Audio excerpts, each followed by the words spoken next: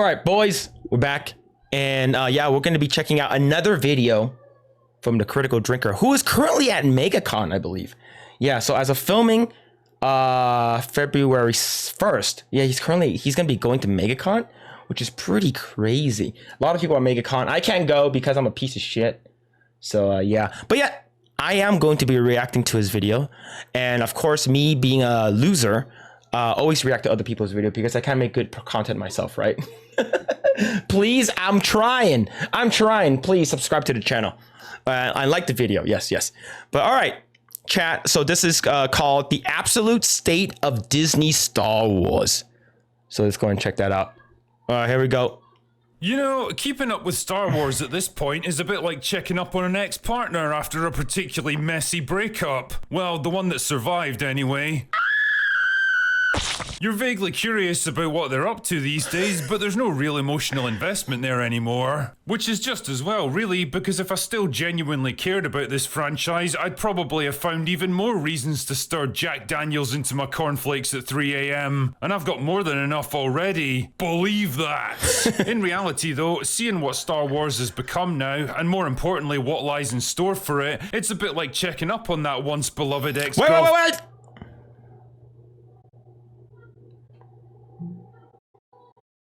Every once in a while, Drinker puts in something for the boys.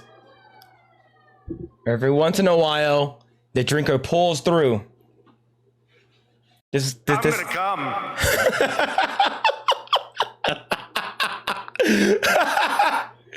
Oh man, let's continue. Friend, and realizing that she's gained 50 pounds. No! And now Why? We were just having a good time. Why did you show that?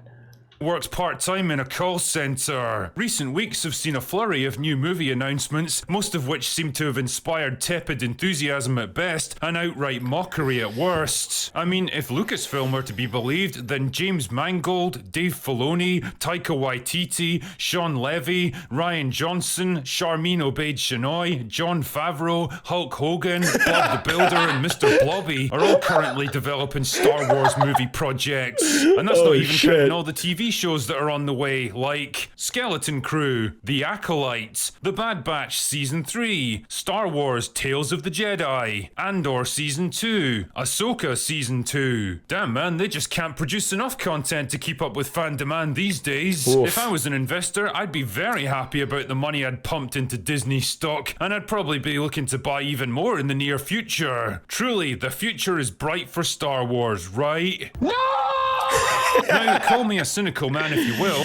Oh man, so the Ahsoka TV show fucking sucked, man. It was so boring.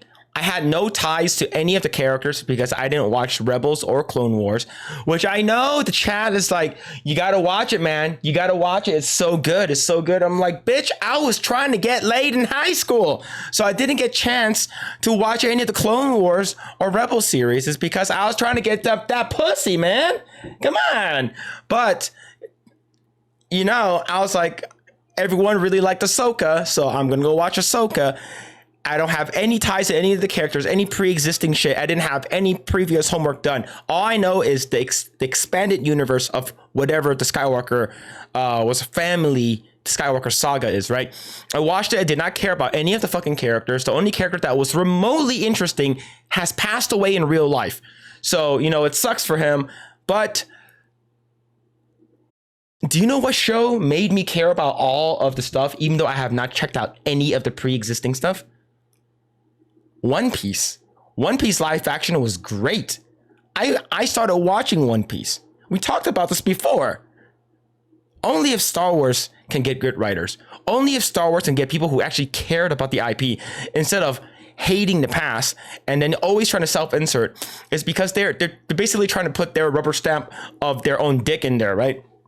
Saying, oh, you know, like, screw the past, you know, they're a relic of the past. I don't fucking care about them anymore. Let's put our own shit in there, is because I can't fucking write, right? Let's continue. Many have in fact, but this inexplicable rush of movie announcements doesn't exactly ring true for me, and I suspect most people with memories that extend further back than what they had for breakfast this morning. Because let's be honest with ourselves here, Lucasfilm have an interesting habit of announcing major Star Wars projects to great fanfare whenever Disney has a major earnings report coming up, and then quietly cancelling them once the fuss has died down. Like, who else remembers Rangers of the New Republic before they decided to fire one of the only legitimately popular female characters in God damn, dude. What a freaking travesty, man. Like, I was actually looking forward to... She has nice legs. I was looking forward to... what's it called again? Rangers of the Old Republic. I was looking forward to it. You know, having her own show. Like, it would have been super cool, right? Strong, well-written female protagonist. Right? If Star Wars wanted a strong, well-written female character, you messed it up by letting her go. You completely ruined it. On top of that, were we supposed to get a fucking Rogue Squadron directed by fucking Patty Jenkins? What happened to that shit? Huh? What happened? God, man, it's just so frustrating, and like, I don't care anymore. Right? Of course, we're talking about it. That means I care a little bit. Like this, I have a tiny glimpse of hope. Like a tiny. I'm used to having holding tiny things in my hands. Now, hopefully, this tiny hope that I have in my hands, it's a hope that Disney turns it around. Disney Star Wars fixes their shit. But the thing is that at this point, I'm just laughing, man. It's just so awful. Modern Star Wars. Rogue Squadron, before Patty Jenkins released Wonder Woman 1984 and promptly nuked her entire career. The Obi-Wan Kenobi trilogy, before they repackaged it into a shitty low-budget TV show. The Boba Fett movie, before they repackaged that into an even shittier, lower-budget TV show. Is that Power Rangers? David Lindelof's standalone Star Wars film, before he released one of the most obnoxiously terrible TV shows of 2019. Is this show good? I heard some people liked it. I heard a lot of people say it was trash. Yeah, this is yeah, not good. Not a very good plan. Benioff and Weiss's standalone Star Wars what film happened to before that? they anger-fucked Game of Thrones to get to Star Wars even faster, only to lose out on both. Nice one, boys. What Kevin an idiot. Feige's Star Wars film before he drove the MCU off a cliff and had to spend all of his spare time desperately trying to fix his own mess. Rian Johnson's trilogy, which never got beyond the concept stage and was only a viable prospect until the day TLJ released. Zack Snyder's Star Wars film before everyone realized he was a one-trick pony who hasn't made a good movie in 15 years. Jeez. Basically what I'm saying here is that Lucasfilm really have become the studio that cried wolf, and the result is that I trust their announcements of new projects about as much as I trust Chris Stuckman to deliver honest, passionate and insightful movie reviews. And the thing is, even if through some act of dark Lovecraftian magic, everything that they've announced ends up coming to pass, it wouldn't really matter because nobody gives a fuck about the things they're trying to make in the first place. Exactly. Tell me, are you excited for another movie about one of the least popular, least developed, and least interesting Mary Sue fantasy figures in Star Wars history, directed by a feminist activist documentary maker with zero experience of Star Wars or even feature films in general? I mean, check out the absolutely wild crowd reaction when Daisy Ridley took the stage at Star Wars Commiseration last year. All right. Like I said on Project Eggroll, why'd you cut your hair, man? God, you looked so much better with actual long hair. You know, she had the haircut that was up to her shoulders, and her two of her sisters are insanely hot too. Like, it's like, you know, it's not her fault that she's in a shitty movie. It's not her fault that she had a bunch of she had nothing. Like, the only thing that she's known for is Star Wars. Right? And I believe, wasn't there like a movie that came out recently that she was in it and nobody fucking watched it? Like, holy crap, man. And I love the fact that the drinker is literally bringing receipts. Like, here's why it failed. Here are these pieces of shit. Here's why this sucked. Like, it's great. And the thing is that, like, I like Star Wars. I'm not a major fan like a lot of these people who grew up with it. So it's man, I'm sad.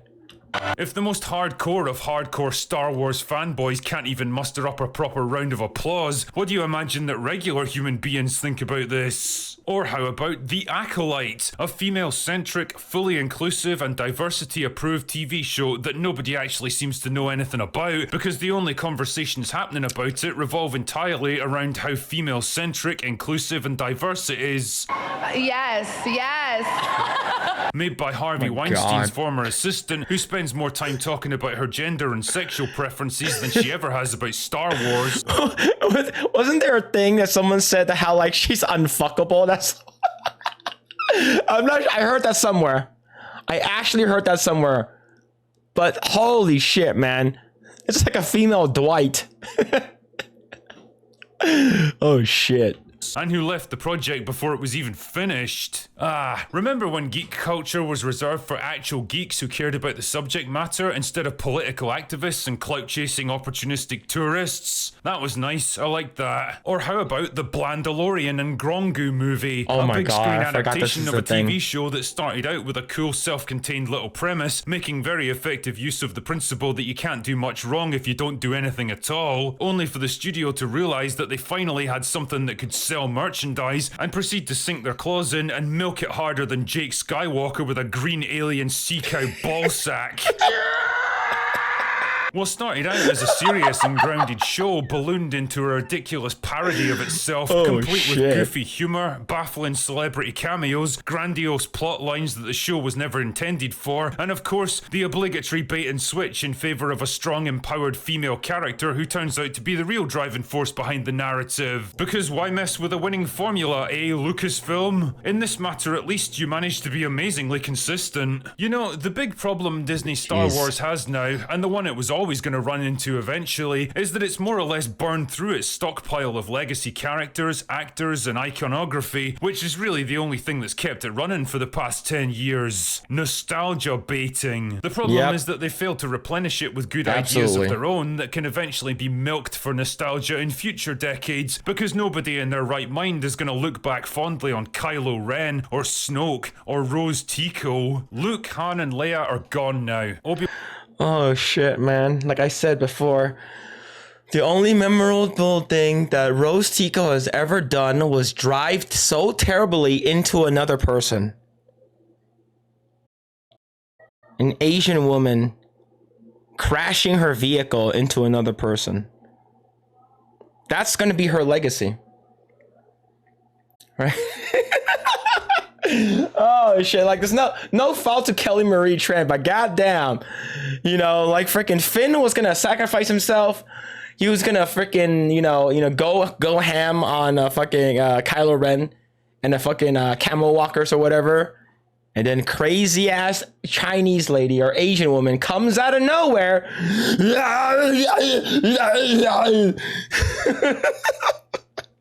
Obi-Wan Kenobi and Anakin have been squandered with terrible TV appearances that did nothing but tarnish their characters and legacy. The cast of Rebels, which I'm reliably informed was a much beloved animated show, were turned into lifeless, emotionless, joyless robots in Ahsoka, a show that earned even lower ratings than Andor. Jesus, even Boba Fett was pointlessly resurrected because the character still had a tiny shred of fan loyalty attached to him. You soon fixed that one though, lads.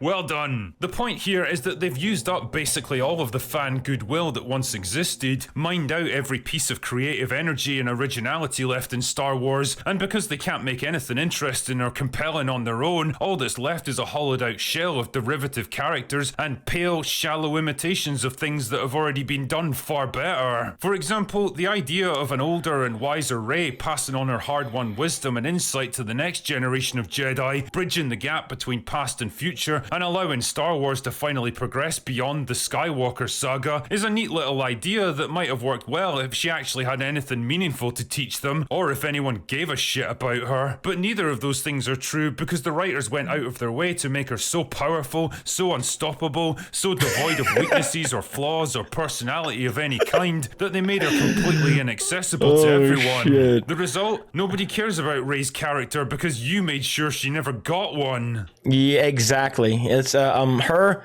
Yeah, she's literally the most. She is so OP that the whole entire Star Wars galaxy is basically kneeling in front of her at her epic OPness.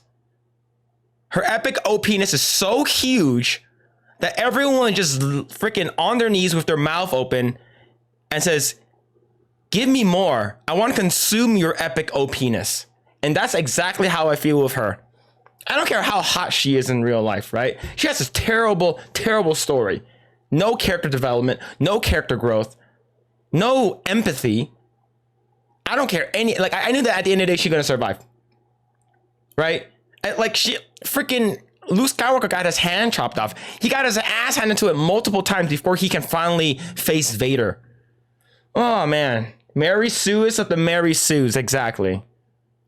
It's a similar problem with The Mandalorian. Nobody's interested in him now because you made him a passenger in his own fucking show because you just couldn't pass up the chance to crowbar in yet another strong female leads. And Jesus, nobody in their right mind is ever going to care about The Acolyte because based on everything that you've said about it, it's less of a Star Wars story and more of a month-long DEI seminar. But drinker, you mercurial masticator of media mediocrity, I hear you say. What's the solution to this dilemma then? Don't just give us complaints and vitriol. Tell us how we can fix Star Wars. Well, dear viewer, this is where you need to strap on your big boy pants and accept the unpleasant truth that Star Wars is in a deep, dark hole right now, and trying to dig your way out is only going to make the problem worse. Instead, what the franchise needs first and foremost is time. Time to heal the rifts in the fan base. Time to move on from the disasters and mistakes of the sequel trilogy. Time for the anticipation to build for new stories and new adventures. And most importantly of all, time to clean fucking house at Lucasfilm. Get rid of him. Perspective Get you him care out. to look at it from, the reality is that the people working on Star Wars now are simply not qualified for the job, either because they lack the experience, the talent, the leadership, or the creative vision to make this franchise work. And yes, a good chunk of them are far more interested in scoring political points than telling anything even resembling a good story. All of those people have got to go, and they need to be replaced by capable, passionate, experienced storytellers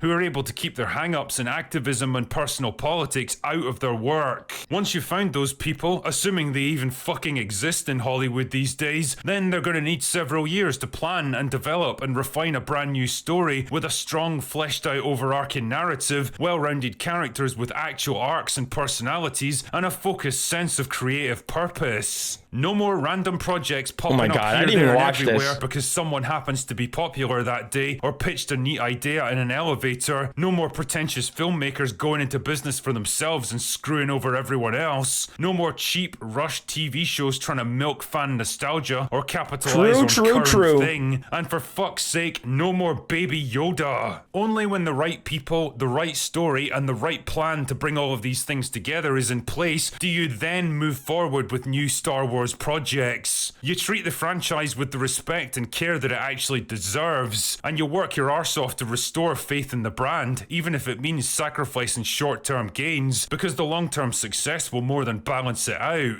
Do this, and you might, and I emphasize the word might, save Star Wars. Do it not, and well, you've already seen where it leads. Oh shit. Yes. Anyway, that's all I've got for today. Go away now. Oh man, another great video, man. Another great ass video. Another great ass. But yeah, I would say, yeah, I agree. If they stopped making Star Wars for like a decade,